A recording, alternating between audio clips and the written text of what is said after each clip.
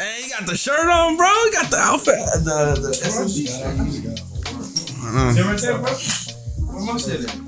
You sitting with me, dog? Sitting with baby girl.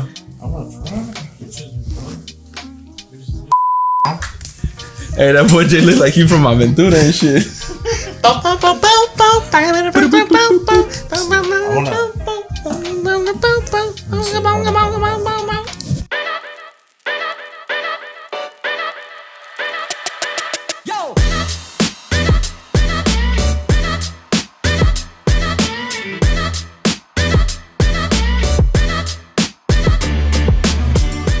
What's going on, guys? Welcome back to another episode of the No Seria podcast. This is episode, what, 13, 14? 13, 14. One of those. Yeah, we got a special one today. We have some of my closest friends. We have Joseph, we got Michael, Jacob, and obviously you guys know Ivan. And yeah, let's get it. Where do we start? What's going on? Where do we start, bro? It's an honor, bro. Yeah. I'm glad to be here with you guys and share memories. Let me just start off by saying that we're so proud of you, bro. Mm-hmm. You always been like the artistic one and always try something new, and look at you now doing a podcast with your family. That's pretty awesome. Yeah, bro. I mean, it is true, bro. Everything that I do, I tend to kind of like just let it go, and I never kind of continue doing it. But this is kind of like the only thing that I felt like, yeah, man, let's just see what happens. Because, I mean, if you think about it, you were painting, you were drawing, you airbrushing, were tattooing, airbrushing, haircut, singing, dancing. Everything, bro. Everything you can think of. He's done it all. Everything. And the reason why is because, like, you never know if you're going to like it if you don't try it. Right? Mm-hmm. That's right. You know, that's what I'm afraid of. I don't do that at all. I'm the most, if I like it, I'm sticking to it, and that's it. Yeah. For me, it's always been like, I wouldn't say I'm artistic or, you know. Bro, you are, dog. You are. But the thing is, like, I never get to the point where I get better at it. That's what I'm trying to say. So I just try it. I'm like, okay, do I like it? Do I want to, like, keep doing it? If I don't, I just stop. I think that's the problem because, like, in our point of view, yeah, we look at it and we're like, damn, we can never do that. Exactly. So it's, like, really, really good, like, art, I guess. Yeah. But I guess in your head, you're like, nah, that's what I'm saying. I guess what I'm saying. Like, exactly. What is it called? Your worst critique? Like that's what I am to myself. Like I never think something's good enough. An example is like my mom. She makes really good food to us, but whenever she tastes it, she don't like it. Yeah, and it's like the best food ever. No, I mean, but then again, a lot of people say whenever you cook and you try your own food, it's never that good. Yeah. But other people might think it's like the best. It's crazy. Shit, don't tell my mother and all that. It's good. Yeah. Hey, but talking about mothers, it's funny. My mom, we were talking and she was telling me how she met your mom, I think, way before me and Jacob met each other. I think the story went that I guess my mom used to go to Kroger's and shop all the time. Damn. And Jacob's mom works there or used to work there. And and the thing was that she always used to go order some meat or something, and she would always talk to her. And it wasn't until like one day, I think you either had gone to the store to drop something off. Correct. And I think my mom was like, "Oh, that's your son," and they started talking, and they were like, "Yeah, his name is Jacob." And I think she said that you went to I think we were in Hartman or middle school or Milby. It was before that, bro. It was before? We were in Seguin. Yeah. Yeah, dude, it was there. And then my mom was like, "What? I have a son that's kind of like the same age." And she said my name, and your mom was like, "What?" Yeah. Jacob always talks about him too. So I was like, dude, like, what a small world, bro. Yeah, and so then they knew each other. I think that's when my mom would always pretty much see your mom, and that bond came, and it just so happened, bro. I met you in school, and she reminded me of the times that she used to go and drop me off at your house, and it's like, dude, I forgot about all the times, right? Like all the times where I didn't drive. And she used to go out of her way to drop me off. Yeah. And I used to hang out, be at his house. Mm-hmm. That's dope. I used to go to his house before he moved to the house that you guys are. Yeah. So it was like, dude, it's crazy. And our moms were like best friends before us. Yeah. It's crazy. Yeah. Yeah. I remember that day too. She saw me and she kind of looked at me funny. Yeah. Like, I'm pretty sure she had recognized you or something. Oh yeah, for sure. And I think that's when that happened. But yeah, man, that was years ago, bro. That's elementary school. But I wonder who I met before. Like, did I meet you or Michael first? Because I think I met Michael whenever we were in 4th grade, right, Michael? Or am I tripping? No, it was 4th grade. You met both of us. Both of you guys. Me and Michael had the same class. Okay, that's what it is. Okay. Yeah. Yeah, because I think it all just came together when we were in school. Yeah. It's just like, because Seguin was a new school. Yeah. And we all came from another elementary. I came from Cornelius. Yeah. You guys were in a different school. I was in Greg and Jay was. Where were you at? No, I was in schools. Oh yeah, I think I remember the stories. So when Seguin came along, we just all came together. Yeah. And that's just that's how we met, and look at us now, man. Again, that's just kind of that talks so much, that speaks so much about our friendship, dude. Like it's been years, and I remember that we went to the same elementary school, moved to the same middle school, and then we went to the same high school, and we're freshmen in Milvey High School, and I was in the football team, Jacob was in the football team, Michael was a damn baseball player, but it's funny how like in high school, bro, if you're a part of a team, like you're the shit, right? Like you're kind of like the center of attention when you're in a sport, right? And I remember whenever I was in Milvey, it was kind of like the best year of my high school years, right? Like your freshman year? My freshman year. The reason why is because one, I was in football, and prep rallies and like a bunch of people just kind of like thought about us like the popular kids and stuff like that. I remember that I ended up having to switch schools, and I know I was in Milwaukee for just a year, and I went to Chavez. Yeah, and that's when I saw your sister, and I was like, "Hey, where's Tovar at?" And then she like, "He switched schools," and I was like, "What?" Yeah, dude, I couldn't believe it, bro. I was like shocked. I was like, "It sucked, man. It sucked." Being a freshman in high school is kind of like the year where you meet everybody you're going to meet for the rest of your high school year. You set your base. Right. Correct. So whenever I moved to Chavez, it was like starting all over again. Everybody had already met their, friends, and they had their circles of friends and stuff like that. And I was just like, what the fuck am I going to do? But yeah, all my high school years, dude, I swear I was like just by myself. I didn't have friends at all. Like all I would do, how people have those stories about, I went to high school parties or something. I never had that at all.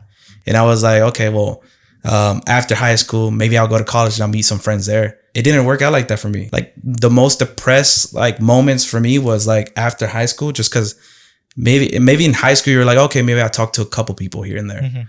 But after high school, it was like, I don't know anybody. I was like just lost, and I didn't know what to do. And I remember my mom was like, she was just sad because I was like, man, I want to see my kid go out. I want to see him happy. And I remember she was like, just hit up maybe like somebody you know.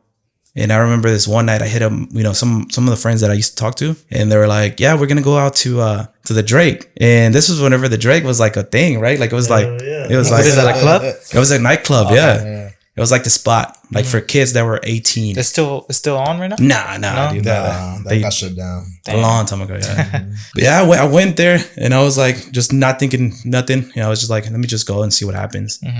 And I remember that night, it was like, I remember we were like close to leaving somewhere else, maybe to a Spanish club or something. It was like, let's just go. And as I'm walking down the stairs, like I think it was Michael, and he was like, Tovar? And I was like, what the fuck? Like, like it was just small, crazy. Small, yeah. Yeah, so what happened was, we were young and we would just go out every weekend, right? Yeah. So I'm just going to bring it back a little bit, just because before we get to this, I think that's one of the main reasons why we weren't really keeping in touch with Tovar, was because he went to Chavez, and we were just, all three of us were at Milby, right? So we just kind of like separated, we parted ways. And one thing, like social media wasn't that big at that time. It was just like MySpace. So if you had a computer, you were set. You were able to get on MySpace, do what you got to do. Was I on your top 5? Who? I'm sorry. Was I on your top 5s? Oh, really? No, hell no. But yeah, we were at Milby. Tovar ended up going to Chavez. So I guess we kind of like lost connection, communication. So I think throughout those years, we just let it all play out. And then going back to the Drake, it was me and Joe. We were there, and I see Tovar, and I'm like, yo, like Tovar, what's up? Like, it's just like, no homo or anything. Like, I just missed them, because I love them and all that. It felt great seeing them, because I was just like, oh man, like Tovar, I love you, I miss you, Yeah, it was literally that, bro. It just it really was a no brainer, where I was like, dude, like, welcome back, or he was like, welcome back, like, and he just kind of, he stuck with us, Now like we're here, so I think him going to Chavez, obviously, it didn't like hinder our relationship or anything. It's just at that time, like the communication at that time just wasn't as strong as how it is now with social media and how we could just do a text through phones, like social media and all that. I can also relate to how Tovar was as well, like going through like high school phase, just because I didn't go to Milby like in the beginning of like my freshman year, because you know, from Hartman obviously we're all there, and then we went into high school. I actually went to Austin. Okay. So and I just really don't. It just, you know, you're trying to figure out like who you are, you know, because you know, you're young, you're in high school, you're like, oh man, these are gonna be the best 4 years of my life, such and such. And I just really don't know what was like going in my mind at that time. Like literally, like your mind is just like rolling 100 miles per hour. So I just told my parents like, hey, let me just go to Austin. So I get to Austin and literally I'm just like a brand new kid, because obviously like everybody that's in Austin went from like a different middle school and all that. Like nobody from Hartman just like went to Austin. Yeah. Everybody was just like, oh, I'm going to Chavez. Everybody from Hartman was going to Chavez. Yeah. So I go to Austin and I'm just like the black sheep there. That's how I felt in a way. And I felt like Tovar in a way, like, wow, I don't have any friends. But knowing me, I was very friendly. I've always kind of been friendly. I was out there. So I made a lot of friends, but something just didn't feel right. So I only lasted at Austin maybe a couple of months. And then that's when I was like, man, like Jacob's at Milby, Tovar's at Milby. A lot of my friends from Hartman are at Milby. None of them were at Austin. So I was just like, I'm just leaving Austin, So how was that talk? Like for you to be like decide that? Did you tell your mom, oh, hey, I want to go to Milby? Or well, you know, what I really wanted to do was like just kind of stick it out throughout the year. But I just wasn't happy, I guess. I just wasn't happy, and I just couldn't really mesh with like, I guess, the people that were there. So I just told my mom and dad, I was like, hey man, like I'm just really not feeling awesome. Let's just go to Milby. Because it was just like they were there, and again, this goes back to like 4th grade. These are my guys, these are my boys and my brothers. So I get to Milby, man, and it's just like it felt like a breath of fresh air. Like oh man, like this is great. Like I know people here. And then I just fit right on in, and then man, we all played football growing up. We played football at Hartman. They were playing football at Milby, and I just don't know. Honestly, I like, since Jay's here, I wish I could have played football 4 years with you, bro. And the reason why I say this is because Jay like has always been like that tough guy, right? That tough guy, and like I've always kind of looked up to Jay for that. You thought football made him kind of tougher, or what do you mean? Nah, he's just tough in general. Just tough in general. He's always been like an alpha male, so I've always like looked up to Jay because he's obviously the older one and stuff like that. So I want to know the story of how you and Joseph met, because I wasn't there. So you and Michael, because I know I had Mike for homeroom. It was homeroom, Mr. Young. Okay. So first I had homeroom with Jay.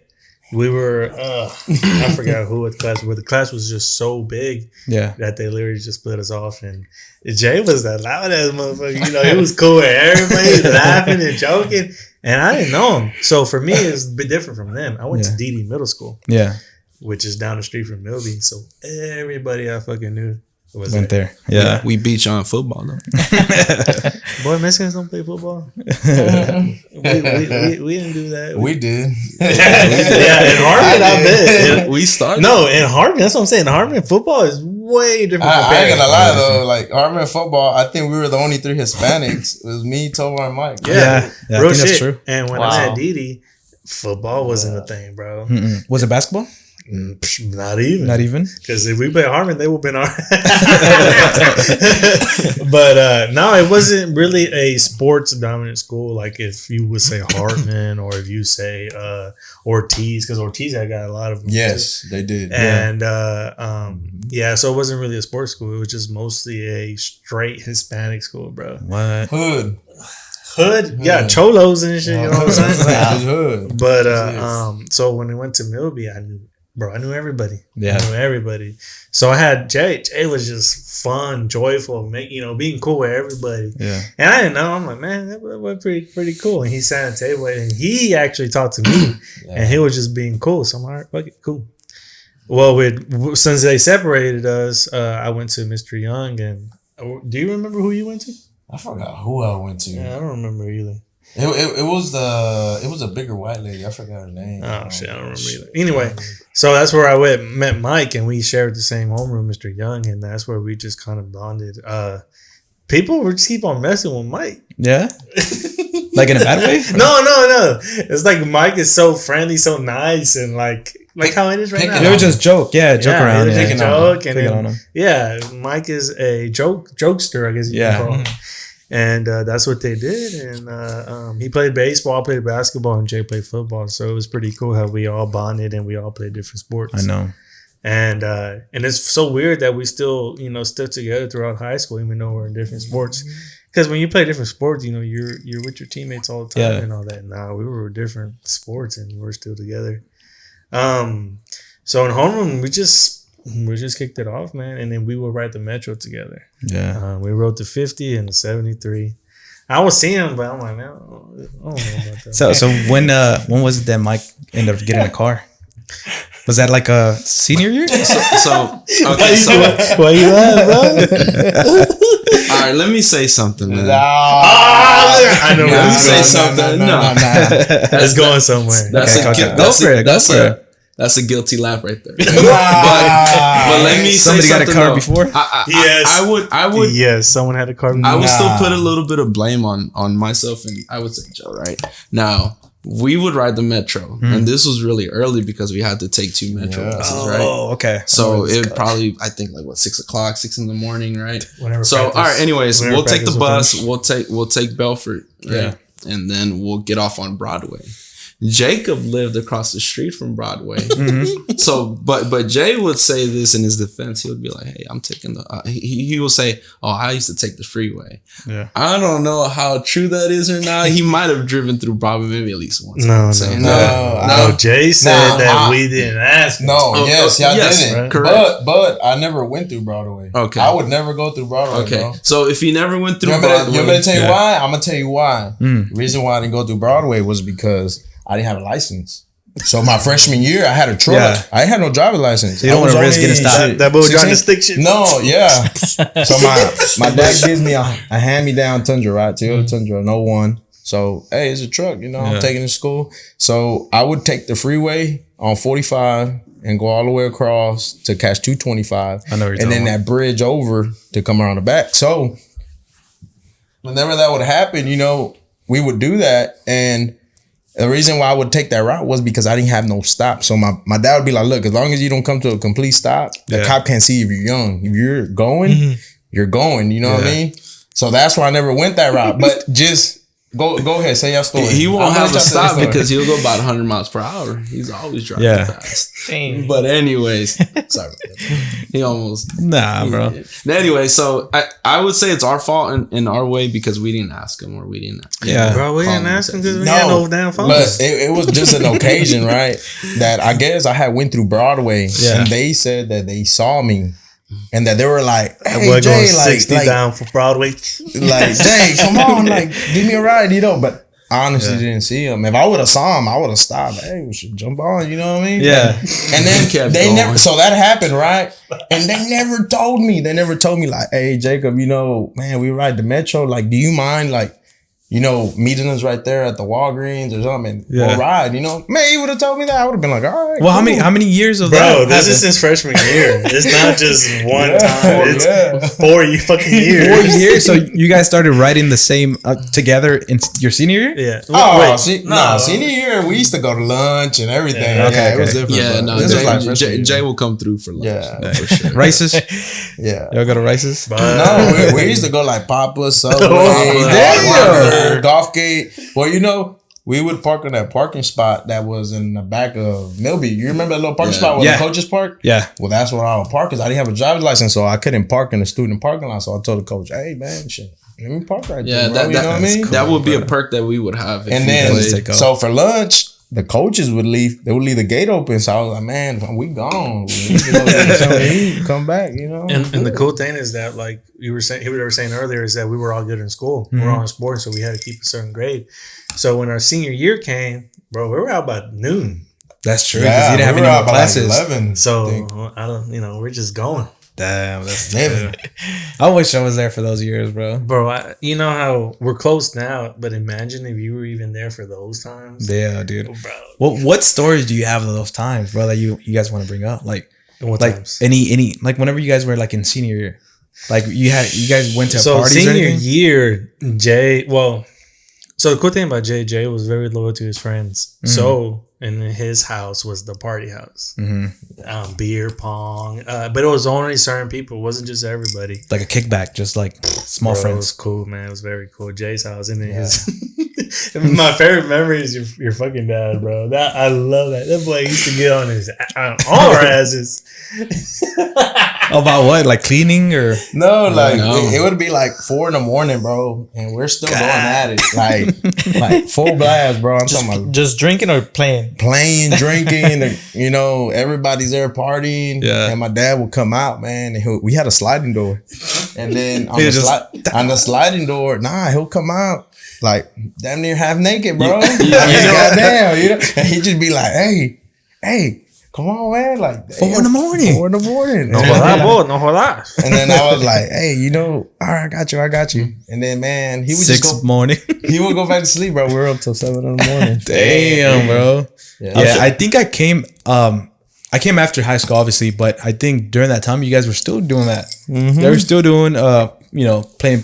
What is it called? Beer pong. They were playing beer pong at Jacob's, and that was like the norm. Well, that's the thing, though, because like I said, it was like a certain group of people. And so even after high school, we were all still together. Yeah. And Jay's house was the spot, bro. Even forever, bro. Even meeting my wife, meeting his wife. It's just Jay's house has always been the spot. Memories. A lot of memories. Oh, bro. Tovar going out, bro. Like he said earlier, he didn't do anything. So we're dragging his ass out after high school. Pretty much. And he's there at Jay's house. Wow. Yeah, I think it we went to a few parties with Tovar too. We went to ranch parties. Yeah, ranch parties. Yeah. But dude, I think it was every weekend we were going out. Every weekend. Oh yeah. It grew old very fast. Yeah, dude. Very fast. You know what I remember? Certain situation that happened, and I wasn't there, but y'all were my cousins. Remember it was at the Drake, I think. Whenever some dude was accusing you of stealing your phone. So he talked about this on another pod. Hey, that was a good. I remember that when you talked that on another. I shouted you guys out. I was pissed, bro, because my cousin called me. He's like, hey, he's like, hey, Tovar's over here, man. Some dude trying to take his phone. Yeah, like, man, we won't. Since I'm here, I can talk about it. Yeah, dude, talk about it because I mean, hey, shout out to Joseph and Michael. They were there, and they can tell the story a little bit better. Well, I'm gonna put myself out of it because he knows. I don't know where I was at. Mm-hmm. I did say I was gonna go to the restroom. Yeah, but when I was in the restroom and like left after, that's where I got on his head. Yeah, he did get on me, but I just didn't know until like.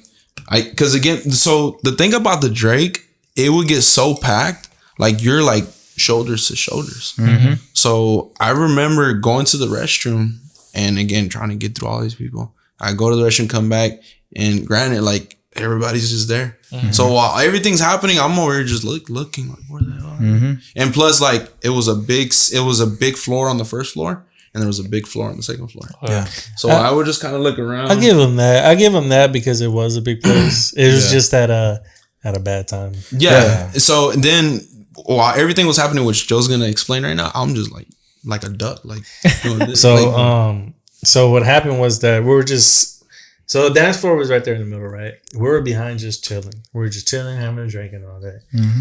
And these little ass dudes, man, they were over here like looking for something. And Tovar, Mr. Nice guy over here, fucking want to help the world and shit. Take out my phone. He took out his phone and starts putting the lights and helping him look for it on a fucking phone. On the dance floor. You know that shit's gone. Yeah. And then the dude grabs Tovar's phone. He starts acting like he's looking. And then he puts it in his pocket. Yeah. And then Tovar's like, hey, that's my phone. That's my phone. And the dude's like, nah, give me my fucking phone. Give me my phone. He thought we had it. Yeah, he thought we had it. And then it takes off. Goes to the restroom. So I'm like, fuck it. I looked around and nobody was behind us. It was just me and you, bro. Mm-hmm. Yeah, I was like, I think it was just like in a heartbeat. Like I was like, I'm out. Like, let me go chase him because I wasn't sure where he was going. and he goes to the restroom. And I remember I was in the restroom, pushed him to the wall, like, give me your phone. I even like tried to like get it from his pocket, and he like pushed me away. Got out the restroom, and then right there, that's when his boys were there. It was probably like 5 people, and they were like, they stopped me. They were like, "What's up? What's going on?" And I was like, "Hey, your boy has my phone. Like, let me get my phone back, and that's it. Like, that's all I want, my phone." And then I was like, "Hold on, let me talk to him." And the guy was telling his boys that we had his phone, which is why he had mine, and he wasn't gonna give it back. And then I was just by myself, dude. I was like, dude, I don't know what to do.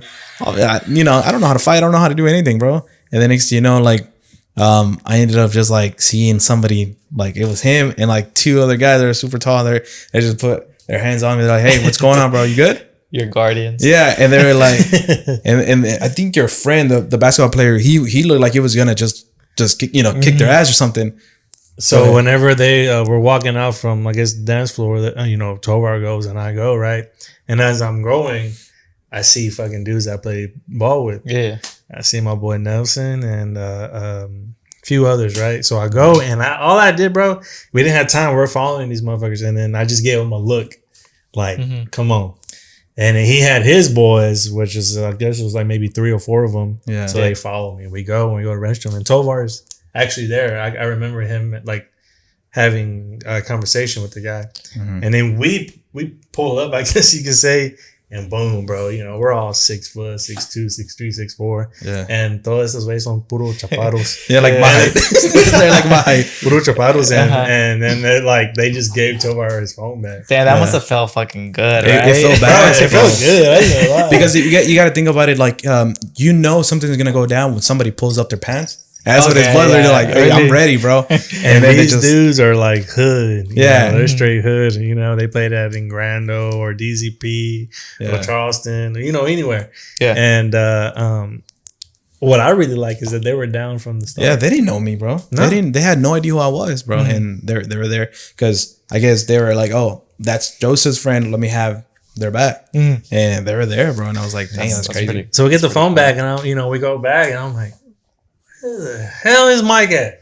Yeah, I was gone for a while, dude, because I was just looking. You were drunk? No, I was looking. Okay. I was just like that boy from Harlem.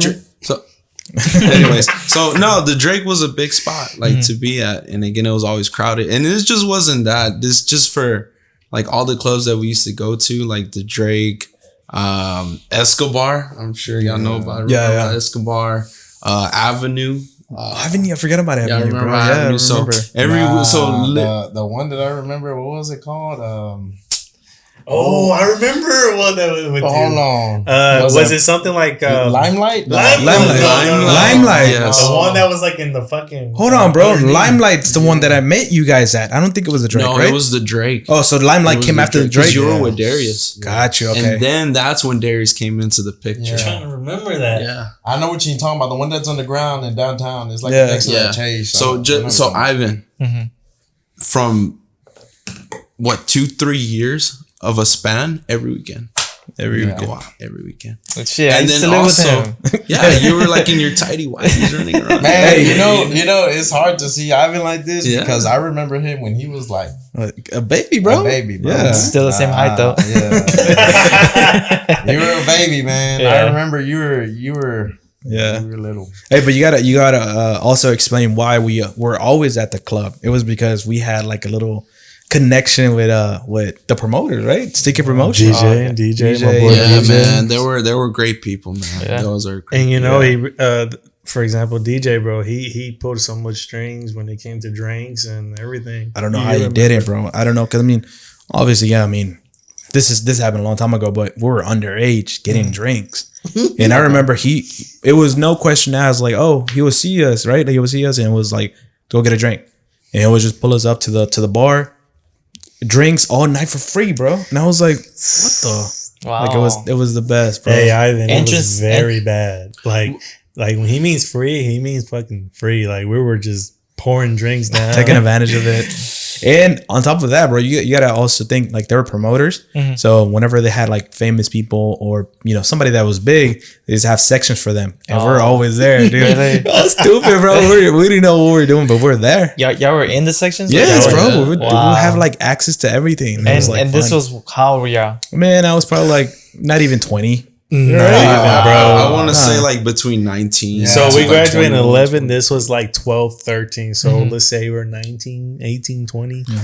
But one thing I could say though, in all the madness that we were going through, like we were very responsible. Okay. So I deny that. Bro, no, I think Michael was the only one. Michael was responsible. Not everybody. Yeah, so I was always driving. Yeah. These dudes, Yeah. they were. I mean, I've seen it all. Even my wife. Really? I've known them longer than Marty though. No, but anyways, I've seen it all with all three. Yeah. But I guess we were responsible in the fact that like making decisions. Yeah. Because we would go out, have a good time, and whatever happened. And man, we'd come home 4 o'clock, 5 o'clock in the morning. Yeah. Literally. And like I would drop them off. Well, and I think Jacob, you too, right? You were like the responsible one too, bro. yeah Jacob would as well. He wouldn't drink as much ever, I don't think. Like you would drink, but like you wouldn't get drunk. No, I wouldn't get drunk. That's what it was, because I would drink and I wouldn't get drunk. And the thing about me was that when I got out of high school, that's when I bought my Corvette. Oh, that's true. That was right after senior year. So man, like it was hard sometimes, man. I only know stories of that Corvette because I wasn't there for that time, but I remember that you said that it didn't end well. Remember that Dodge Neon in Galveston, bud? Oh yeah, that's my favorite story, bro. Yeah, hey, was that for prom? What was that for? No, it was after. It was already after prom, because for prom you used a black Corvette. Yes. So we were in Galveston, dude, and we're just cruising. Jay had his Corvette. We were cruising and shit. Yeah. And this Dodge Neon, it was an SRT8. Yeah. And it was nice. It was really nice. It was like, hey, let's race. And then Jay's like, all right, come on, let's go. I didn't want to. Honestly, I did it. Remember, he kept telling me, come on. He was fucking with them. You know how when the cars go next to you? Yeah, just kind of like, yeah. But this dude had a nice car. And so I'm surprised we didn't die. So we went over the bridge in that curve. I kid you not. I think, man, bro, we probably went like 100 and maybe 70. Yeah, we did. It was over 170. Damn. Yeah. Hey, todo pendejo. Yeah. Well, the thing was that the dude, he had a turbo coming out of the hood. Yeah. Like you could see shifting. Yeah, Remember? and his turbo was loud. So I was like, man, I'm not gonna race somebody. Obviously, he had something done to his car. I would be stupid to race him, and then something happened. Because I always had that in the back of my mind, because I had Joe with me. Michael had been with me when obviously I was speeding, you know what I mean? Yeah. So I always had that in the back of my mind, but I always told myself, I'm not going to do something that I cannot control. Meaning, if I haven't done it myself, I'm not going to do it. Yeah, right? with somebody else. Yeah, so dude was messing with us, and I told Joe, nah, man, hold on. Nah. And he kept messing. I'm like, all right, bro, you want to race? All right, let's do it. So I told him, okay. And then, I remember he stuck his hand out the window. 1, 2, 3. We started going. And then I seen the bridge. I was like, all right, we got a straightaway. I don't have to worry about turning. But man, we were going so fast that we went over the bridge. And at the bottom, it was that curve. Yeah. And sure enough, man, when I seen the curve, I let off, and I was just steering the car, and that's it. We were going. We were going over 170. You guys didn't like crash or anything? No. Okay. No. Dumb as hell, dude. I'm just saying the everything we did when we were right? young, bro. Yeah. So one thing I can give credit to Jay is he knew how to work the clutch. Mm-hmm. I think so. Yeah, he was a good driver. So I have similar stories to that, and it would be on Sundays. Like, remember the truck club meets? Yeah. So that was bad too. so there would always be truck club meets on a Sunday, and I would always be at his house, and Jay be like, "Hey, bro, like there's trucks. Let's go, bring it." Like, man, fuck it, let's go. And I'm hyping him. Let's go. Yeah. And also, like, so when we will pull up, literally, he'll be the only Corvette. It'll be all these trucks. There'll be like, some nice cars too. But oh yeah, they had like Lightning, Super Sports. Yeah. Like I remember we took a Lightning. And one thing about Jay, he has that sport mode face too. Sport mode. So Like when so I'd hype Jay up all the time. Like, oh, get him, Jay. Bro, he would never lose. Damn. Never lose. And then also like I really can't remember because I was too afraid for my life too, man. Damn. We were going 45 and we probably went about like a good 140, 150. Yeah. And I was telling Jay, like, Jay, I can't feel the ground. It just sometimes, man, like I would do it, but like I said, always with that conscious mind, like I've done it before. I got these dudes with me, you know, and not only that, but like if a cop stops you going over 100, I mean, you're going to jail, bro. There's no other way around that. They can revoke your license that instantly, you know. So it was a lot on my mind before I made these decisions. I always thought about the outcome, but sometimes I was like, man, you're just in the moment. You just say, fuck it. YOLO, bro. Yeah. I mean, I can't say no other way. I mean, I was young, right? Yeah. Obviously, now I know what I know. I mean, things would be a little. It's crazy, right? Yeah. Hey, you know what I just thought about? Remember that one time we had that ranch party, and we just brought it up, but we went to a ranch party, bro, and it was kind of like a reunion, right? Remember that? The one right here. The one I think it was Alejandra's. That's right here on Macau. Yeah, everybody that we knew from high school, maybe middle school, was there, bro. It was like so crazy. And I remember everybody was drinking. We were underage too. Like nobody was over 21. Okay. And we're just like chilling, drinking. And we have pictures and everything. It was like the best time, bro. I actually had fun that night. Yeah, dude, it was fun. It really was. Everybody was kind of dressed up and everybody, you know, Halloween spirit. Yeah, it was a Halloween thing. Okay. You know what? Actually, that I'm thinking, bro, I'm so, I don't know if y'all know this, but my social media, I mean, I just have it to have it. Yeah. I don't really like share too much personal stuff there. Yeah. But if you look at my Instagram picture, it was that day. It was there. Yeah. Because I have that mask I think on. I remember. Yeah. That's true. Yeah, you're right. Yeah. That's true. And then what happened after? Like it was crazy because we were just drinking, having fun. Next thing you know, the sirens, like police were coming. Man. And they were just like raiding it. Okay. And everybody booked it. Like everybody left. And luckily, I think Jacob had drove that day or somebody drove. And we're just like. I think it was two of us. I think it was Michael and me that day. Yeah. And we just took off, went to Denny's. Yeah. Went to Denny's. Denny's is always a spot after the clubs, after everything. We'll hit it up. Denny's, but it was stupid, bro. That's pretty much the only place that's open at that True. time, right? Yeah, I think so. Denny's and IHOP, yeah. Dots, yeah. But we too broke for all those other ones.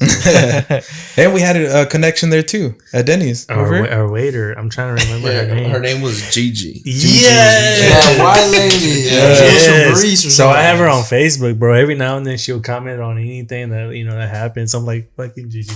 So she knows us, bro, from fucking kids drunk until I guess that all died off, and now I actually need to see her again, bro. Yeah. Now that connection, what do you mean? As far as like we will go there and she will like know, okay, you guys are underage and you guys are drunk, but I'm gonna take care of you. I'm gonna feed you guys. Yeah. You know. She's gonna give you all the things you need to sober up. Right? Yeah, I don't think she'll hook it up as far as giving us free stuff, but I think she did, but like, not too crazy, bad. She would give us free milkshakes. There we go. That's what I have a picture. That's pretty cool, man. I remember her, and she. Well, when you're young, underage, and you're drunk, I mean, you don't even know what you're doing. You're like, you don't have patience. Some people don't have patience for that. Is what I'm trying to say. And she was like courteous enough to be like, all right, I'll take care of you. That's pretty. That's pretty cool. So that was when we were young, bro. And then also that was also you going out with us. Yeah. That I want to say most of my memories come from you being with you guys. Mm-hmm. Like everything that happened after high school, everything happened before high school. It was like a blur. I don't remember anything. Mm-hmm. But then everything that happened after was kind of like all my memories that I built, my maturity, growing and everything. Like, if it's like personality wise or anything, it came because of the help of these guys. It was crazy. Because I didn't go to school with none of them. Okay. I met Tovar after all that. When we graduated. Mm-hmm. Man, I think we go so far back toward you remember our friend Stephanie, right? Yeah, I remember. She had parties. She had a 13. I think she was 13 and she had a party. Yes, remember? Yeah, I remember. Me, Michael were there. You were there, and man, I'm starting to think back, bro. That was That was, man, I can't believe, you know, it was years, bro. Yeah, and we're still here, and it's crazy. Yeah. I wanted to ask you. You had asked me earlier before. Remember how you're saying you're grateful that you met us because you're going through some time. Yeah, you want to talk about that? Yeah, because I think for me, like, I mean, I even can speak about that too, and it's like we grew up kind of being not the most talkative people. We're like super shy to ourselves. I think for me, whenever I was like, I think my senior year, literally it was just going to school and going home. You know, it was nothing else. And I think I was just going through a breakup too, like my senior year. So it was like, okay, I don't have a girlfriend. I'm not in a relationship, and I don't have that many friends. Luckily, I was in a Genesis work, which is a program that gives you a job whenever you're in your senior year. Yeah. So it was work, school, and going home. And then I remember after high school, it was like, man, what the fuck? Who do I talk to now? I ended up hitting up the people that I met in Genesis Works, which, you know, they were friends, but it was like just people that I talked to. And it just so happened they invited me out that day. And then I saw you guys, and it was like everything changed after that. It was like they met a kind of like a broken me. And I remember like Joe was there for a lot of times when it was like I would open up to him, I would open up to Michael. And I would always tell him the same thing, dude, I just don't know. I don't have the confidence. Like I would see them and they was like, they're up here. Yeah. Like they were like, everybody wanted to be with them and talk to them and everything. And I was just there aside. And they never made me felt like I was like not welcome or made me feel like get over there. No, it was kind of like, you're the brother. Yeah. They wanted me to just get over it, you know, cause they saw it as in like, bro, you're good, you know?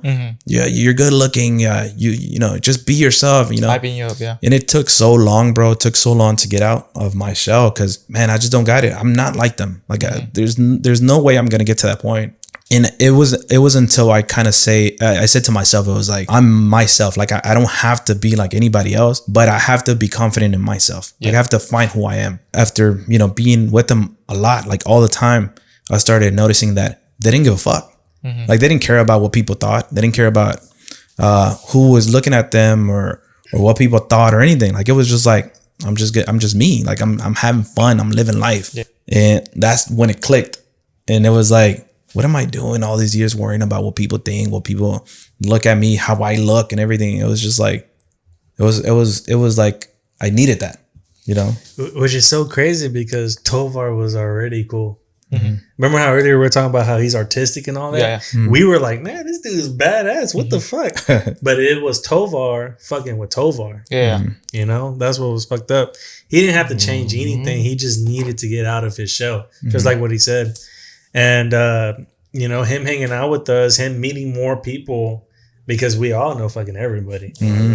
And, it helped, and now look at him, bro. That's what I'm saying. It was just you hating on yourself. It's fucked up. It was literally like a sickness. It was kind of like you were always doubting yourself for everything. It was like, I don't think I'm good enough for that, or I don't think I should talk to this person because they might think this. It was always in my head. Yeah, it's funny. It's funny because that's what I'm going through. Like I think the whole high school and even right now, I've always been, I wouldn't say doubt myself, but I've always been that person who I like to just stick to myself. Yeah. You know, but I mean, you know who I am. I'm way different. Yeah, I'm way different. I'm maybe funny. I don't really care about what people think. Yeah. But whenever it comes to like going out or any place, I guess overthink too much of everything that I just stay there. And sometimes depression hits in and it's like, well, maybe not depression, but just those thoughts where it's like, I don't even want to be here no more. But I just want to go home. Why do you think that? I don't know. It's like he said, it's kind of like a sickness, but I wouldn't really say it's a sickness.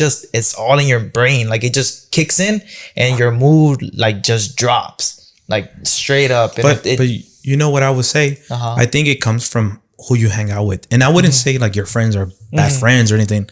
I just think that you guys are too young still. And maybe they might not be as mature as we were when we were young. Yeah. You know, because when I remember those like thoughts that you're talking about, I used to have them too. Yeah. And but they used to make me feel like I was part of them. So like let's say like we were going out, right? And you know, there was times where we were just drinking a little too much or everything. They wouldn't just forget about me and I was just there. Like they would always include me in every single thing. So I think that's that might be the thing that you're going through. Yeah. Where you might find yourself in positions where you're just by yourself and you're just drinking and you just don't know who to talk to, and maybe your friends that you came with are just doing their thing. Well, You know what I mean, I don't know, bro. Like, cause there's been, times when that happens, obviously, but there's times whenever they try to include me, but my brain takes over where I'm just like, I don't even want to dance. I don't want to talk. I don't want to do this. You do the same thing. Yeah, it's just, I used to it do just the takes same thing. over. And literally, like, in my head, I'm like, why am I not talking? Why am I not like dancing? Because whenever I start kind of like not getting tipsy, but I start opening up, man, I start dancing. I don't care. I mean, y'all know I love to fucking dance. Yeah. But at that moment, it just takes over. I get low as like, fuck. I know, bro. Man, look, I'm gonna give you some advice. Like me growing up where I grew up, like as far as like my neighborhood, my family, like my older cousins did not take proper decisions. So like me growing up, I was just another fuck up to my family. Yeah. That's who I was. So sometimes I would feel like that. I'd be like, damn, I think they're right. I'm leaning over on the bad way over here, bad track. But man, I took that as fuel, and you can ask them. Growing up, I didn't really have anybody. I had an older brother, but at the time he was not steering the right direction. That's what I'm saying, right? Yeah. That me, my brother, we were viewed as like, all right, y'all gonna fuck up one day, and that's it. Yeah. Which my brother was already starting to. And at that moment, man, I didn't care anymore. Yeah. So what I'm trying to say is, don't worry about anybody. You do you, be you, and whatever makes you happy. Remember I told you, as long as they're happy, I'm happy. Yeah. That's it. You need to grab a hold of that, man, because believe it or not, if you're like that, you will lose opportunities. And I'm gonna give you a perfect example. Joe one day, obviously, thank God right now, he has a great career going with what he's got. And one day he called me. He said, "Hey man, I got offered this job opportunity. What do you think I should do?" And I told him, "Man, Joe, go for it." He's like, "Nah, man, nah. I don't, it's too many people. My odds of coming out on top is very low." I said, "What?" Yeah. Like, how are you not gonna believe in yourself? Like, no, man. Stop that. I said, take the opportunity, believe in yourself, and stop selling yourself short. And that goes with anything. That could be with a girl. That could be with school, because that could be with a job, because obviously now, man, it's your resources, right? Right. If you outsource, more people, you do more. That's where that comes in, and you broadband. Yeah. And man, you might lose an opportunity because you feel that way. So in other words, man, don't feel like that, bro. Get out of that mindset. Yeah. Get out of your comfort zone as well. Correct. It's pretty much correct. Yeah, and let me add something to that. So there's a saying how they say get comfortable with being uncomfortable. And one thing I could say, like, you have a really good person to look up to. Yeah. It's your brother, right? And as far as like resources go, don't just feel like you're entitled to just Tovar himself or Daniel. You do have a lot of support with us as well. So don't feel like you don't have anyone to speak to in case of, like, let's just for example, I'm not saying that Tor may not have the answer, but we can all have like different answers to, let's just say, a situation in general that you're struggling with or whatnot. One thing I could say, like, that I can agree with everyone, or I'll say, like, just try not to give a fuck, right? Yeah. One thing that's helped me out a lot is just tricking my mind to believing in something, right? Just because, again, like, your mind can just like wander around so much. Yeah. Because, I tend to have to this day, I'll have like so many thoughts in my mind where I'm just like stuck in one spot. So what you want to do is you want to just keep moving forward regardless of what you're doing. So like whatever you decide to do with yourself in your life, just know that we're here to support you and whatnot, and we're here to give you some good advice, right? Yeah, we're not here to give you any bad advice, but also look at us and how we do things as well. Because I think I have more brothers than everyone, right? And I'm the baby of 6 older brothers. Okay. So one thing that I've learned from everyone is not to do what they do. because obviously it's not going to benefit me.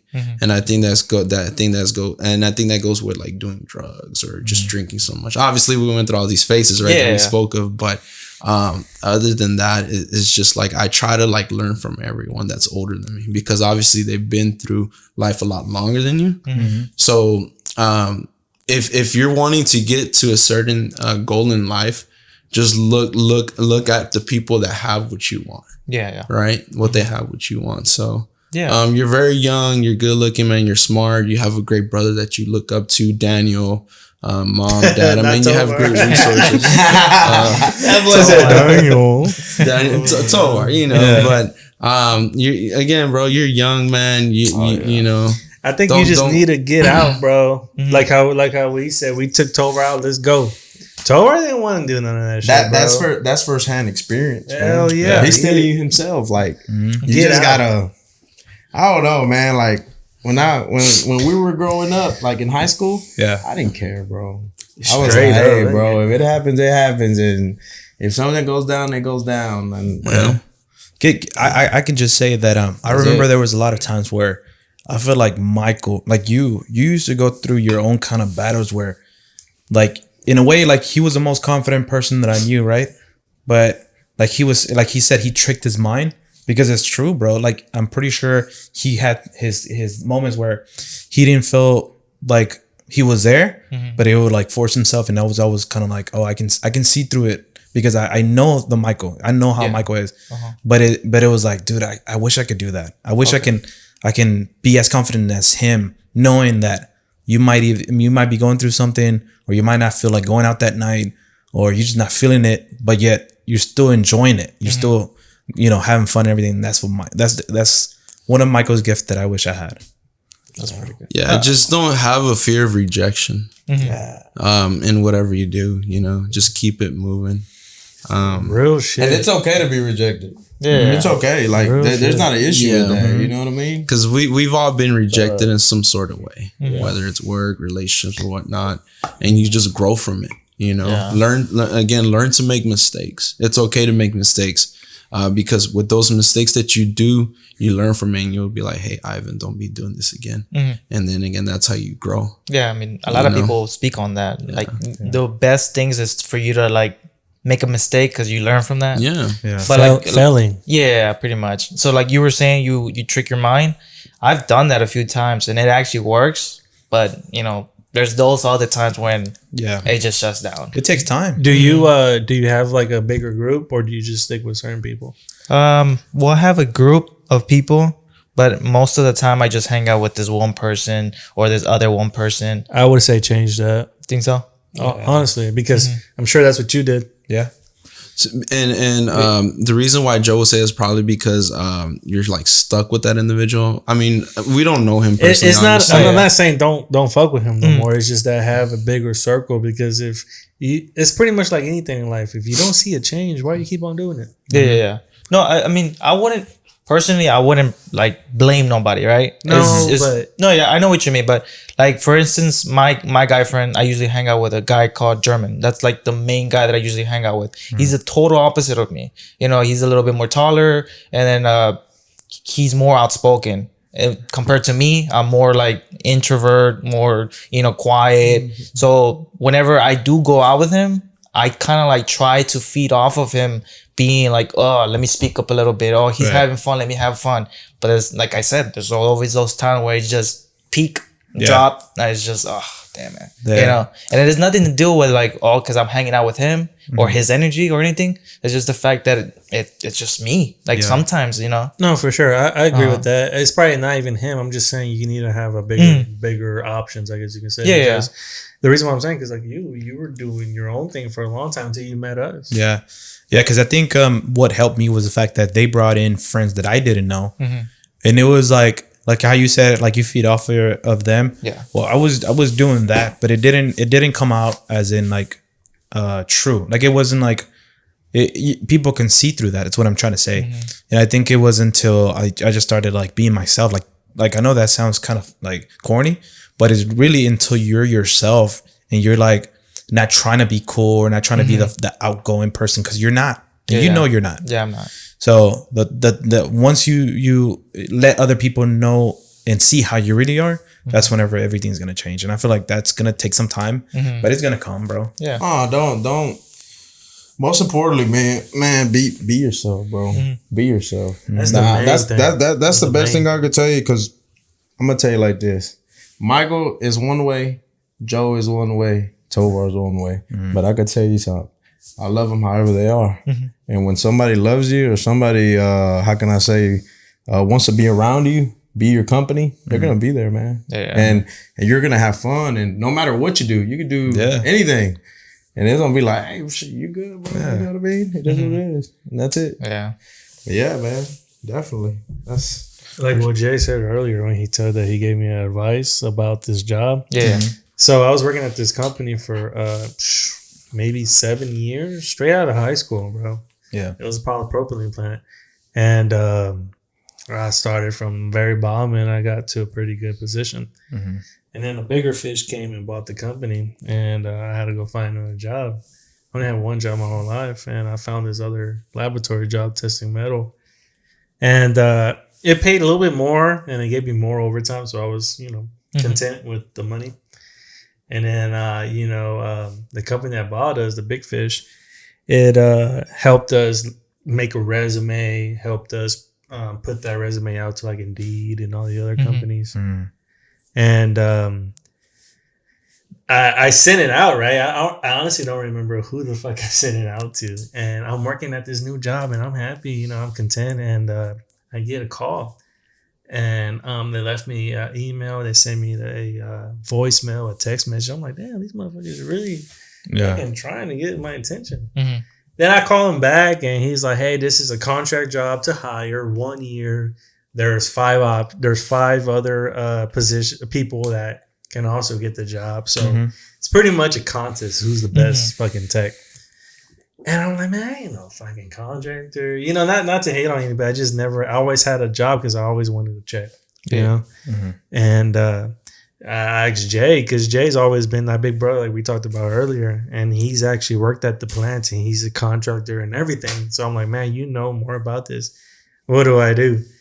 And then, he told me, he's like, man, take it, bro. He's like, that's a one in a lifetime kind of thing. And I'm all like, I was doubting myself. I'm like, man, I never had a job like that. What if they don't pick me? There's he said, there's 1 out of 5, I don't know. What if, and it's a pretty big company and he knew all about it. I told him the name and he was like, bro, he's like, you stupid if you don't take this. I'm like, dang. What the fuck? I mean, I don't know. And so this is where I don't know. I'm very religious. I believe God works in mysterious ways. Sure. And so this dude calls me like 3 times, and I kind of blow him off a little bit. And this last day, he left me a voicemail. It's like, please hit me back at during noon so I can at least let you know what's going on. Right. I'm like, okay, cool. I'll call him. I'll call you on my break. So I call him, I hear him out. He gives me the whole, info that I need about how much it is and how long it is and all that. Okay, cool. I'll get you back. I get back to you because I'm gonna go back to work. So this is straight up God. The reason why I have my career today is because of God. I did it. The day went, had lunch, and I'm checking out, put all my instruments up and everything. I get a call from the supervisor. He's like, "Hey, Joseph, come to my office." I'm like, it's payday. Maybe he's going to give me a check or whatever. Yeah. He gave me my check, but he also told me that he's laying me off. Oh, my God. And I'm like, oh, shit. I'm like, why? What's going on? He's like, you're great. It's just that we're slow. Instead of laying off people that been here 10 years, 5 years, we're going to lay off the new hire. I said, I understand. And I start kind of like laughing. He's like, what's wrong? I'm like, man, I have this guy calling me multiple times telling me he has a job for me, and I've been blowing it off because I wanted to stay here. And he's like, well, take it. I'm like, okay. So I call the dude back. I'm like, hey man, I'm gonna take it. So I go to this. Man. It's a plant. So I go to this plant, and bro, it's everything I want and need in life, bro. It's everything. Wow. It's amazing. Everything that I learned at my old plant, I do at this plant, but it's just at a larger scale. Yeah, way larger scale. And it's a blessing, bro. I love it. And what I love about it, they love me. Right. Bro, for example, it's like 1 in 5,000 people get the job. Wow. Yeah. Okay. Didn't they go to your wedding, or that was somebody else? That was some of them were there too. Wow. And you know, and I really give a lot of praise to Jay, because Jay was giving me that push. Yeah. Cuz I remember I told you, I was like, how you going to know if you never do it? And bro, I was so the only 4 people, they all had degrees in chemistry, and I don't have no degree. All I did was work at a polypropylene plant, and He has a Southeast degree. and I outshined all of them, bro. Wow. With this experience? Yes. Okay. They had the degree, but I had the experience. Damn. And it showed right away. Okay. At first, I was kind of scared, because these guys were all fucking smart, saying big words and shit. I'm like, I'm from Southeast, I don't know these. And when it came to going to the lab that I work at, Right. Bro, I just picked it up.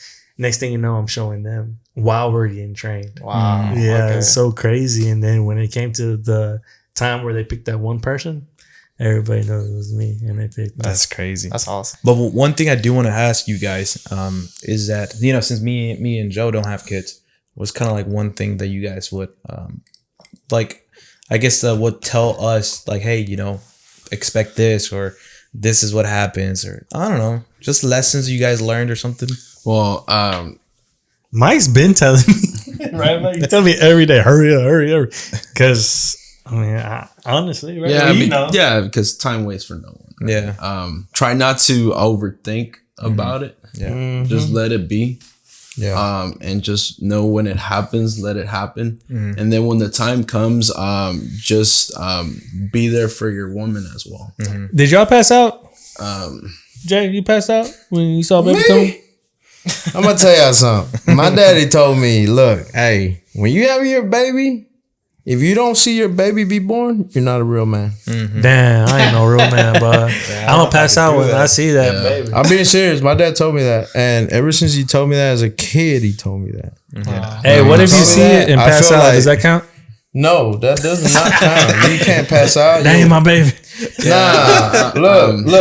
But I think I'm the same though. I Look, don't know if I can see it. I'm gonna be honest with you. Look, You saw everything? It's not that bad though. Honestly, because Well, I don't like blood or needles. dude, it's because at the moment, bro, like you gotta understand, a piece of you is being born. Yeah. I might not be awake for that. That's what I'm saying. Bro, no. You believe me, when you see it happening, you're gonna be like curious to see, like, oh my God, like that's my baby. You know what I mean? Like, is it gonna look like me? Like, or like her? Like, You want to be first to see. Correct, bro. Like that was me. Like when and then obviously helping my wife, you know what I mean? Like, push, baby, come on, you know, get the baby out.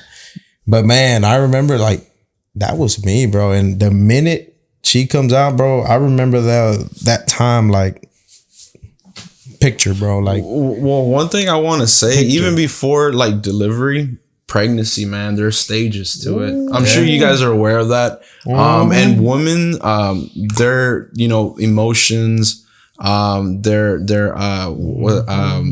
hormones. I mean, they're running at a high. So just always cooperate with them. Just know they're right. One of the weird cravings she would have was Powerade. Powerade? Yeah. At any time? Anytime. With peanut butter. 1 o'clock. Nah. But I just having patience, being there for your woman, man. that's big, Tova. That's big. Yeah. You too, Joe. That's big, Ivan.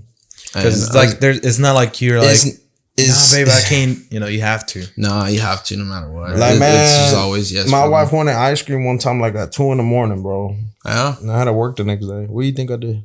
Went out. Go sleep. Nah, I got up. I was like, let's go get ice cream. That boy said, no whole lot, boy. And then my wife's a sweetheart, right? And she'd be like, oh, no, it's okay. It's late. Like, nah. I'll get up and I'll go get it. Yeah. I'm gonna call Jay one for ice cream. Give you some dick at that time, boy. I never received one. Nah, but like, what I just thought, I just remembered right now? What? So on your birthday, when you had it at your sister's house, Yeah. where that was the first time I saw Mike in years. It was your birthday. We were at your sister's house, and Michael was there with ¿cómo se llama Luis?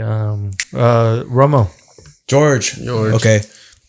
I can paint the picture. Yeah. Because I think because there was a time where y'all were going. So it's weird. So when I started dating Marissa, I was not going out no more. Yeah. I wasn't doing none of that shit no more. You gotta say the story, huh? You gotta start from the beginning. I think because the thing is like there was a time where all of us used to go out. Obviously, we said that story, right? And then it got old. It got old for all of us, but I think where it got most old was for Joseph. And he was dating Maritza at the time, which is his wife now, and which is a crazy story too. And I want him to open up about that too. But whenever he was going out with his girlfriend, most of the time, every weekend, me and Michael were going out with some other friends because we just never stopped going out.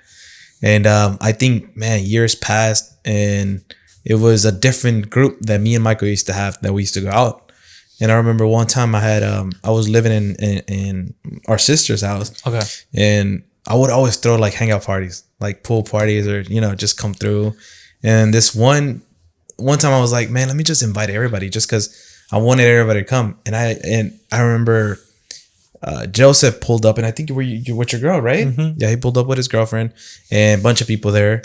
And I didn't know that. I didn't know that you guys didn't keep in touch. I thought you guys were just. So the whole time when Mike was in tech, we didn't communicate. Oh, okay. It was kind of a weird. Well, honestly, it kind of stopped whenever the whole Drake thing. Mm-hmm. Because look at Mike. The whole Drake thing kind of really rubbed me wrong, because if you're talking about the phone thing. Yeah. Because I always felt like if my brother needs to be behind my back no matter what. Mm-hmm. And he has his reasons, and at the time it's just at the time it wasn't right. Yeah. But then he went to tech, and y'all kept on going out, and I was already with Mari, so I stopped going out. Yeah. But so I met Mari off of our graduation. We were at Gringos. You remember? Graduation in high school. High school, yeah. And we were at Gringos, and they were in the big old table next to us. And Mari had a baby. I'm like, fuck, do I want to be a stepdaddy? I'm like, this girl is so beautiful. I couldn't keep my eyes off her. She was all dressed up and shit. And I'm like, what? You thought she was a mom? I don't know, man. And I'm eating shit. I'm over here cutting a steak, and I look up, and I go back down. I'm like, ooh, let me bite it when she look at me. Hey, hold on. So you're telling me that you guys went out to Gringos and you saw Mari, and she was a stranger? Yeah. Like she was. Yeah. For real? Yeah. That's how you guys met. I thought you guys met at a party. This whole time. No. So that was at our graduation. So okay. She had a little baby with her. And I was like, man, I don't know if I want to be a stepdaddy or Come not. on. Maybe. One time. It might be one time. And change his name. You know what I'm saying? And so her cousin graduated with me. Her name is Melissa. Yeah. And I was like, the next day, I'm like, hey, who was that girl that was carrying the kid? Mm-hmm. She's like, oh, that's my prima Mari. And I'm like, oh, and she has a kid and all that. She's like, no, that's my brother. I'm like, oh, shit. No kid. Okay, cool. It's going down. Yeah, so I was being a little stalker. So I went to Melissa's and I saw her friends. I was like, ooh, there you go. So I added her, right? I was like, yeah, let me wait for that acceptance. So she accepted it. And then, I creeped in the DMs. And she had a boyfriend at the time. I didn't know that. Right. So she was cool though. Like when I messaged her, she wasn't like flirtatious, nothing. She was just like, hello, how you doing? Or whatever.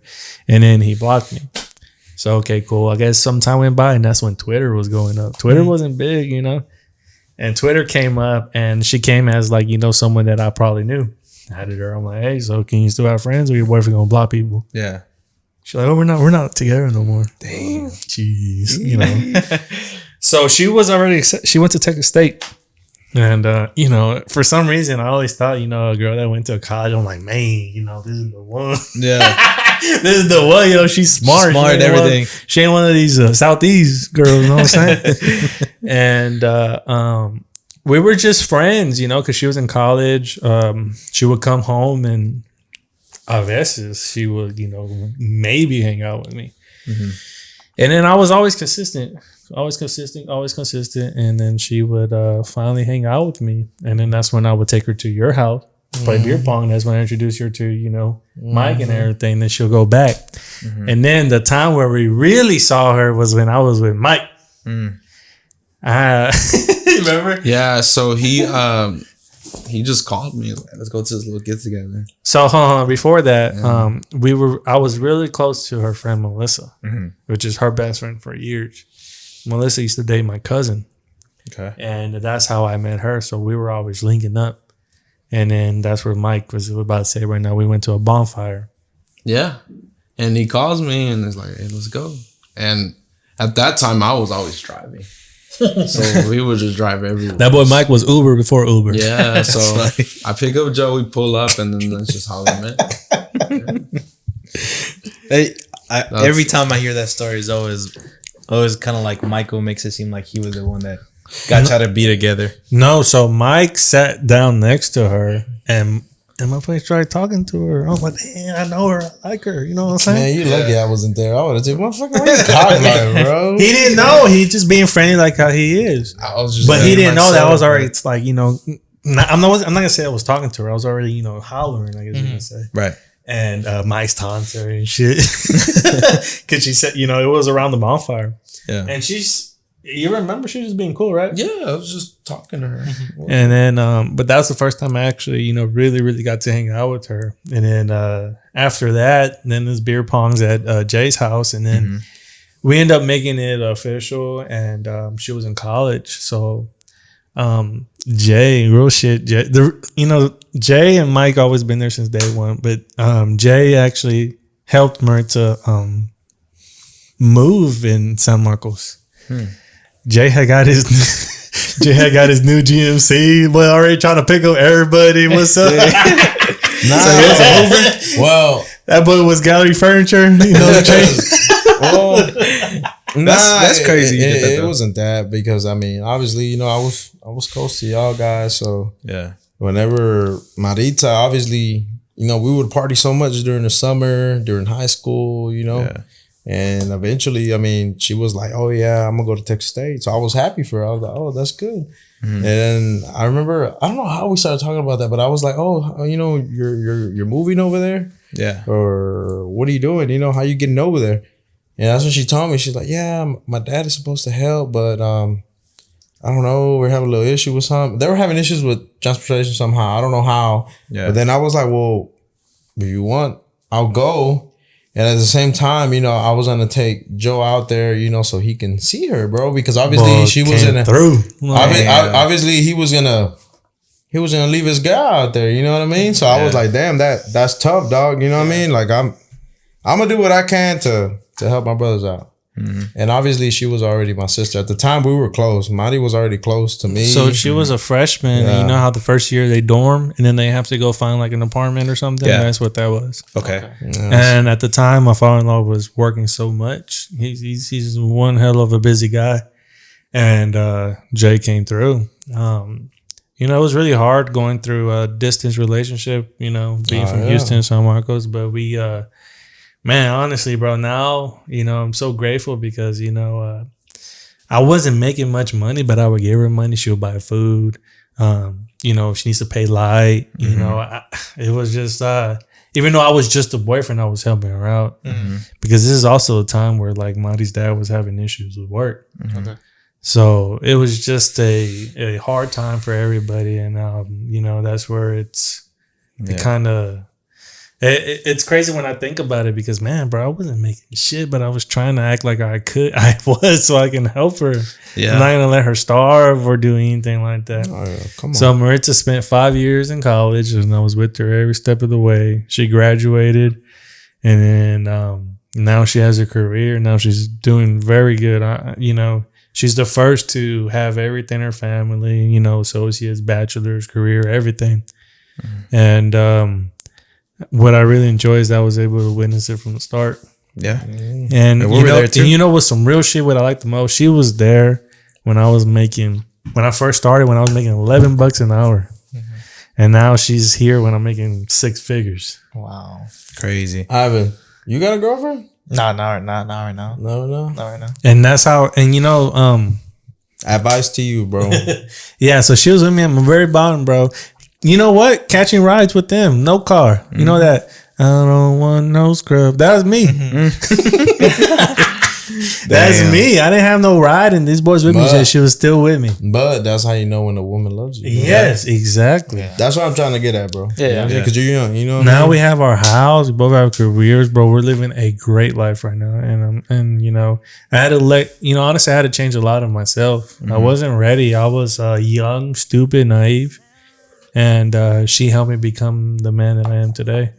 Yeah. And it took me time to propose. I proposed like in year 5, and then I got married like in year 9. And all my brothers were there, and I wanted them to be there because they were there from the beginning. Yeah, honestly, bro, it's such a great experience, bro. But I had to change as a man, honestly, bro, because I was so immature. I didn't know if I wanted to leave that whole lifestyle or stay committed. Yeah. And I'm really glad I stayed committed, bro, because it's that lifestyle is not forever.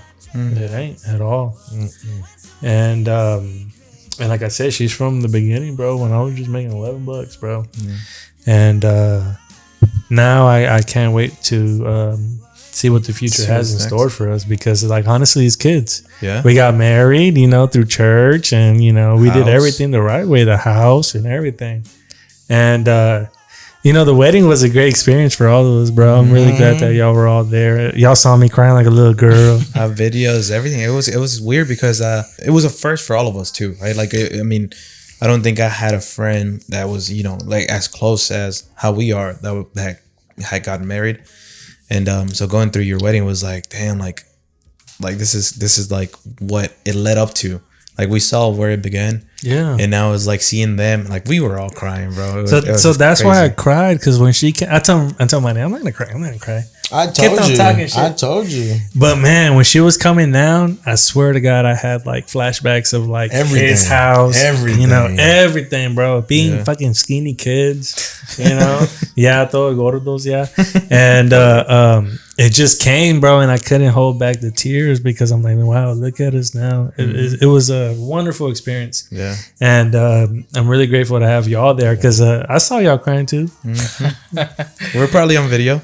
No, that's why I saw y'all. That's why I saw y'all.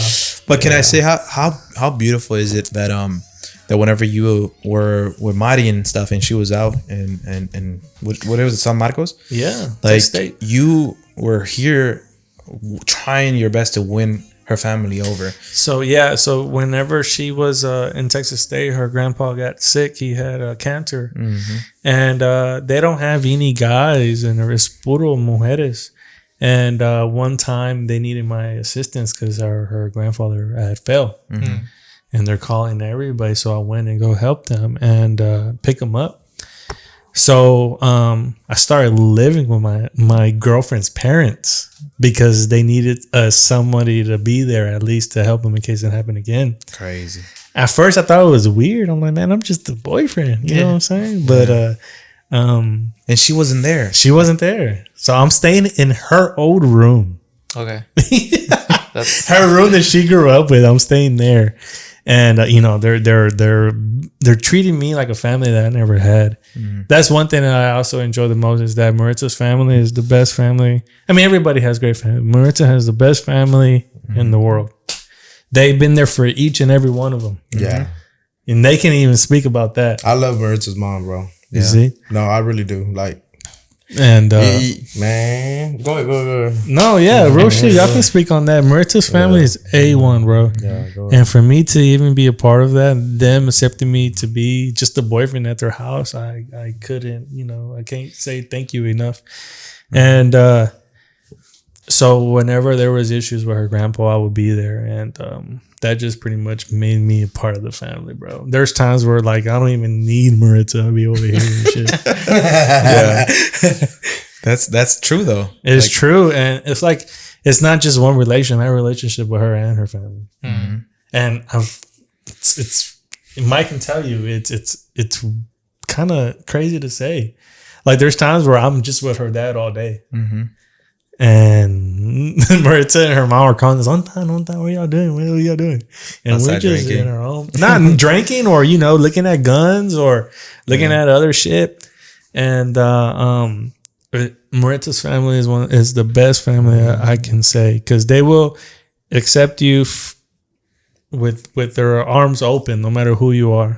Like today, if you had issues, you need someone to stay, they'll give you somewhere to stay. Yeah. Like when Jay had COVID, bro, they were making all the Mexican remedies in the world for him. That's crazy. Oh yeah, that was, bro. Look, so you know when COVID hit, right? COVID hits, boom. Like national television, right? All US is going crazy, shutting down, whatever. And man, I'm sick as a dog. Yeah, real shit. And this is before my son is born, maybe a week or two before my son's born. God. So I told Jennifer, I gotta see my son be born. Yeah. And man, I don't know what happened. What happened, Joe? You called me or? Well, I mean, you told us that you were sick. Yeah, I think I told Joe I was sick. And then Maritza shows up. Right. Yeah. And you know, Jay didn't ask for shit. This is all from us. Yeah. I don't. And then they show up with a whole bunch of like remedies, herbs, and they told my wife how to do it. A huevo? Dude, everything, bro. And I'm like, what the fuck is going on? And they you know, Mari, that's why I love Maritza so much, you know, because she's came for me, bro, where I've had nothing. I'm helpless, right? Yeah. I'm helpless. Yeah, and her mom too. You know, that's why I got a lot of love for them. If they could call me right now and tell me, Jacob, there's something going on, no matter if it's 4 a.m, 3 a.m, 2 a.m, 1 or whatever time of the day, I will be up and I will be where they need me at any time. Bro, for the wedding, you're always on top of everything too. I mean, fucking Jay was like an FBI agent. No. Yes, sir. Yes. Yeah. No. You wanted to get that menu though. Look, and then she shows up and gives my wife everything. So my wife has a paper with instructions, and my wife does it all. Does the whole shebang, the alcohol with the fire, the leaves, like everything, bro. Yeah. And I do it all in the room. She's just prepped it for me, and I did it because my wife was pregnant. Yeah. So I didn't want her to catch COVID either. So I was like, man, I gotta stay in the room. I gotta chill, you know? Yeah. So I do it, man. My baby was born like, I think it was like Friday. That Friday, bro, I tested negative that Wednesday. Damn. We need that. So like when we went into labor, right? And the nurse was like, has anybody had COVID? Like, bro, I was like, damn, fuck. I was like, no. I had to say no, but I was negative though. Yeah. So I was like, man, no. And then I had my baby, bro. I was able to see my baby because the doctor had told my wife, if your husband is positive or showing any type of symptom, he cannot be in this room. Damn, you could have missed it. Yeah. Bro, that was like, when she said that, bro, that broke me into a billion pieces. Wow. So my wife and them, they're from Michoacan. They're from a rancho out there, so all they know is herbs for anything, bro. That works, by the way. That works. And you know, at first I was, I was like, man, it's just some, stories and shit. Yeah. One time I had like I had stomach pain so bad. And she came up with a remedy, which they knew about. Do y'all know those things that be like in the corner outside the houses? It's like they kind of look like rocks. Yeah, it's like from the walls. Oh yeah. So do y'all know that those walls they like filter that mud to make their homes? It's pure mud, and they would grab all those and then they will add water and make it moist again, like kind of like. Mud, exactly. Filtered mud. Yes. And mud is a really good for your skin or to take out all those toxins. So they're doing that, right? And they put it on my stomach, they're massaging it, and they wrap me up with some kind of wrap. And they said they're supposed to help my stomach pain. And then I go to sleep and shit. That was hard, and I felt good. I was like, man, I don't know if this is like a mind thing or what, but I don't know, bro. That took all your toxins out. That's crazy. Just mud. Yeah, because I think whenever you get stung, don't you grab mud and put it on the and that helps supposedly. So I was trying to look for a picture right now. I have a picture whenever Jay first had COVID because man, I ain't gonna lie, Jay like the king of COVID. That motherfucker had it like 10 times. Damn. Oh my God. Well, you gotta understand where he works at, bro. There's so many people. That's true. The project I'm at right now is like 1,700 people. Damn. So when the outburst of COVID was out, he was always gonna be around it, and Yeah, I kid you not. I've had a bad, like, last 2 years been really bad on us with that. Oh, look, I found it. Look, we're outside his window. What the hell? I'm over. He's quarantined in his room, and this is the beginning stages. And Marty records me because she's like, "Man, this is a memory that we're gonna have for a while." Yeah. Because nobody knew what COVID was, you know. And believe it or not, I was stuck in that room for 14 days. Damn. Yeah. And that cured it. That remedy. Yeah, man. Because I tested 5 times. That's how, like. Talk about anxiety, being in that room, because nobody didn't know what COVID was. They knew it was just really bad. Yeah. So you're in that room, and then I'm like, oh my God, my son, my wife. And I'm like, man, she's going to have this baby without me. Yeah. That thought, bro, was like, oh man. And then, man, they came through for me.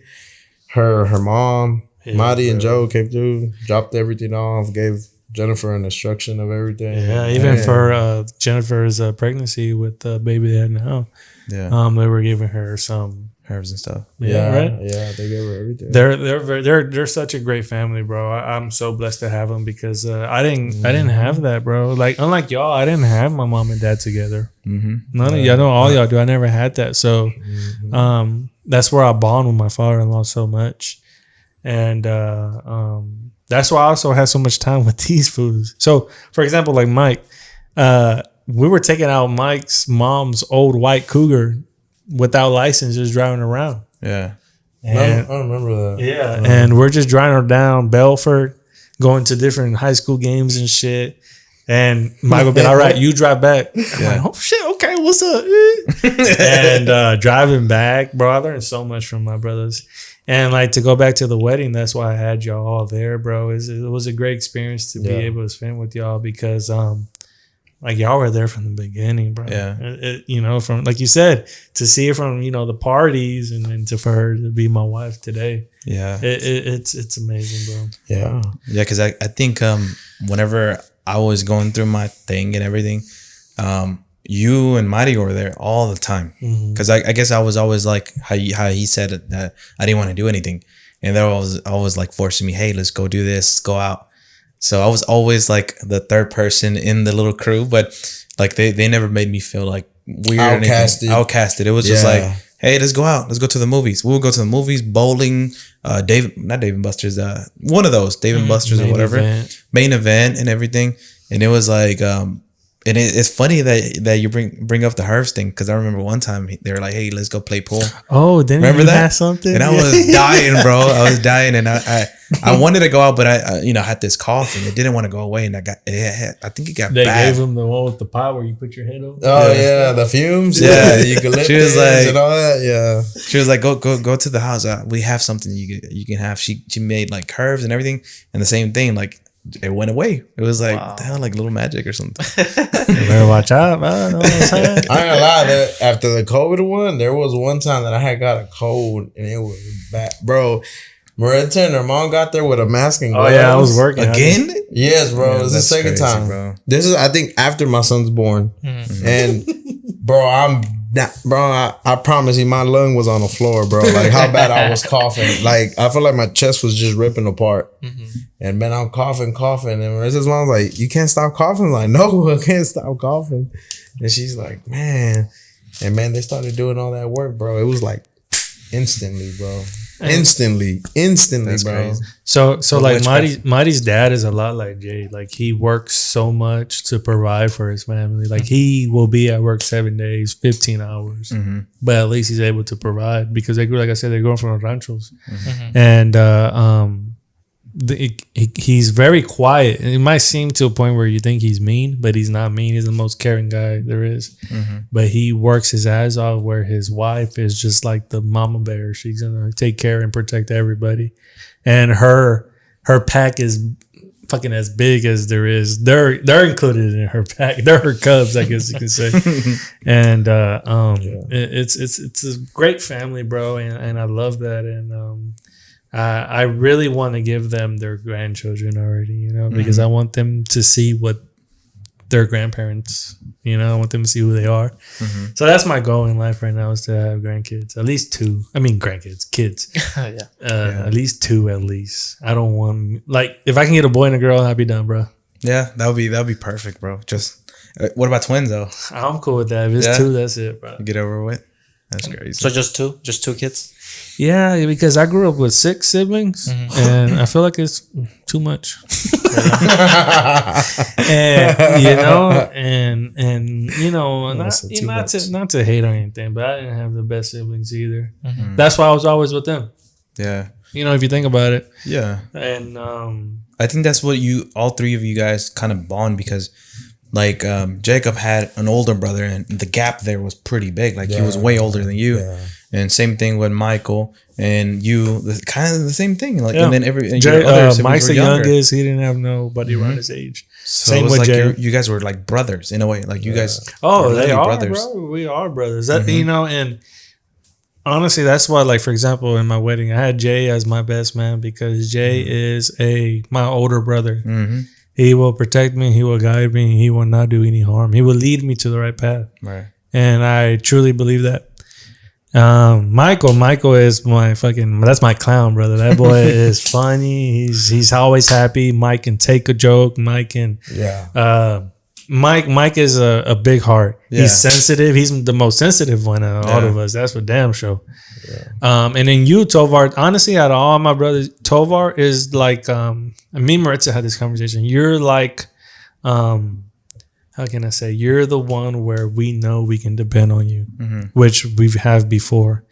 And, you know, you have your own style. You're artistic. You're people think I'm so nice, but you are the nicest person there is, bro. Honestly, you and your mom, man, your mom and your dad, man, your mom was so loving, bro. Oh, I feel so bad that I haven't seen her in so many years. When we would go over and midnight or 6, 7, she was, you know, she would always take care of you guys, bro. She's A1. I need to really go see her. But we all have our own, quality, exactly. Yeah. And I'm glad that, you know, now that we're almost all 30. You're next. I'm next, man. And I hope it goes on to we're like 60, bro. You know, old rocking chairs. You know what I'm saying? So Jay says he wants to do a plan of getting some land so we can all go. So hopefully we'll be there when we're old. Yeah, that's my plan. I'm working on it. Right, all God's timing. It's gonna happen, bro. But yeah, I want to get a piece of land. That way, like me, my family, or, you know, y'all guys, you know, y'all like my brothers, and we can go and hunt, take your kids to go hunt, show them how to hunt, you know? Yeah. Because those are things that I didn't have.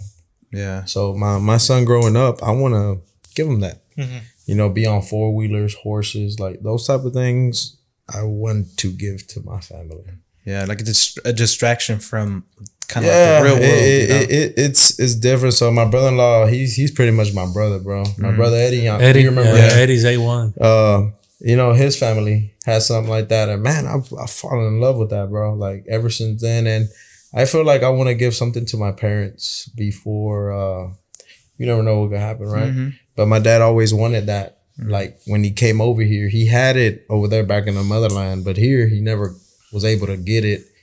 And you want that? I want to give it to him, gift it to him. Yeah. And so that way he could distract himself. So my dad broke his back, last year? Mm-hmm. The year before last. Sorry. 2 years ago, bro. Yeah, 2020? 2020. Whenever COVID hit, he broke his back at work.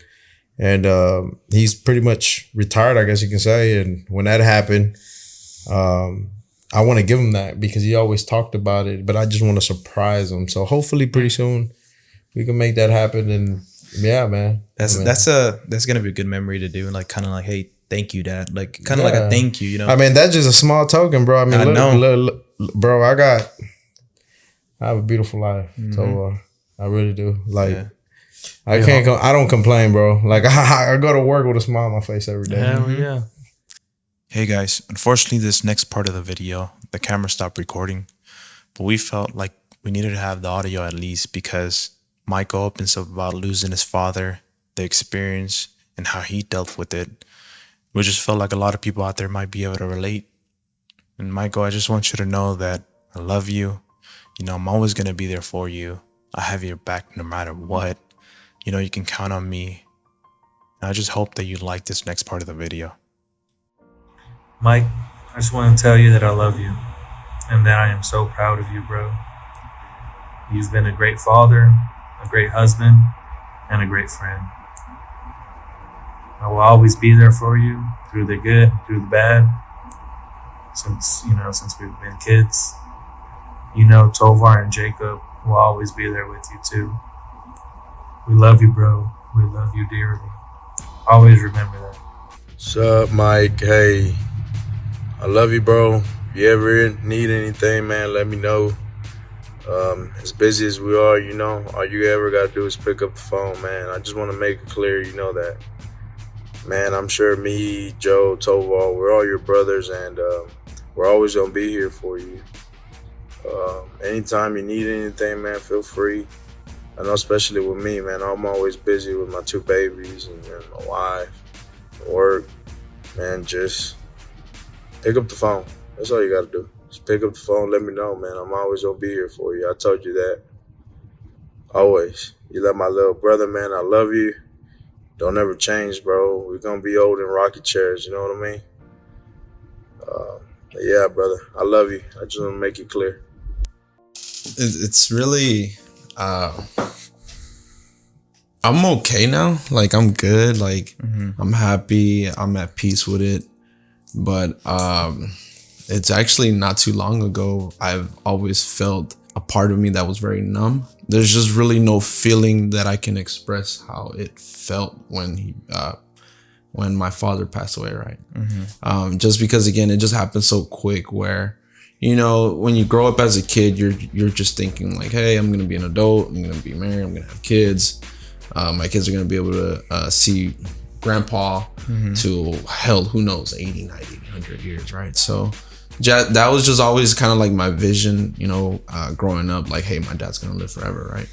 But then, like, as you get older, you know, your dad gets old as well. Your dad, mom, right? I guess going through it, it happened so quick where it took me a very long time to accept it. I always felt like he was still alive. When he was diagnosed, I couldn't believe it. I didn't want to accept it. Every day, like, I would see him die because that was the truth. So I kept trying to trick my mind for the longest. Honestly, I felt like I was dying too because a part of me was dying. Again, I'm fine now. Like, I'm happy, I'm at peace, but not too long ago, I still felt the same way when he was dying, right? It felt like I had to deal with it on my own to get over it.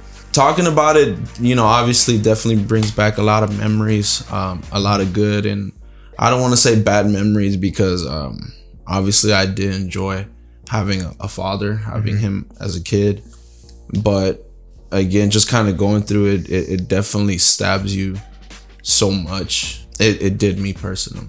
It just, and I don't know, honestly, it felt like I kind of went through it myself.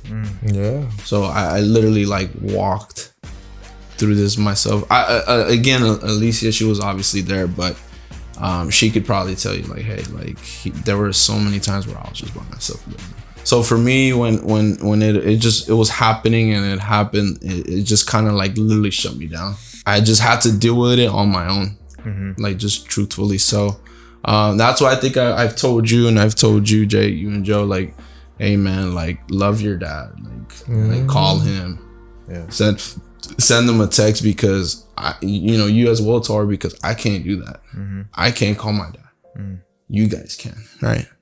So be thankful that they're still there. They're still here for you, because like there's a void in my life that I can't fill ever again. You see what I'm saying? So my advice to you guys is like, if you guys can talk to your mom or your dad every day, man, do so, because it not only just affected me, it affected my mom, and seeing my mom like the way she was, man, like literally she was real. Broke my heart every day. Like honestly, like I'm never gonna recover from it, because it's a void in my life that I'm never gonna be able to fill. What also crushed me was because my daughter was like, hey, So I was like, what do I tell her? Yeah.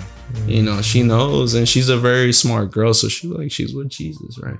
She's with Jesus. So I mean, man, it's a very sensitive topic. I'm okay to talk about it now because obviously I'm fine. I'm at peace with it. But just speaking about it, I definitely do get a little teary-eyed because obviously he's my father and I love and I miss him. Well, that's normal, bro. But it's just that, man, dude, when it happened, dude, it literally, dude, like I would live my life every day and like literally like all I saw was darkness, literally. I would go to my mom's house, like, where's my dad? Right. Like, where are you? Like, I want to talk to you. I want to tell you I love you. I miss you. But it truly sucks, dude. But the thing that keeps me going is obviously, you know, my girls, my family, you guys, because you guys are my family. So I'm happy though, because at the end of the day, I was able to enjoy him as a kid. And then I think that's what brings like me to be a good dad for my daughter, because I literally learned so much love from him, and that's all I know.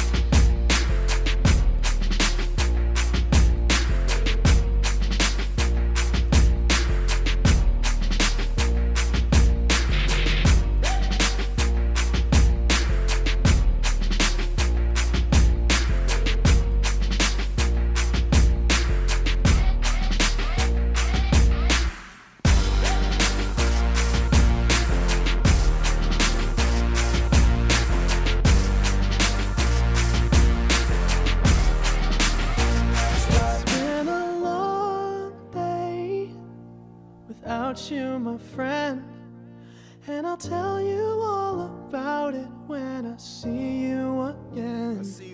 We've come a long way, from where we began. You know, oh, I'll tell you all about it when I see you again. When I see you again.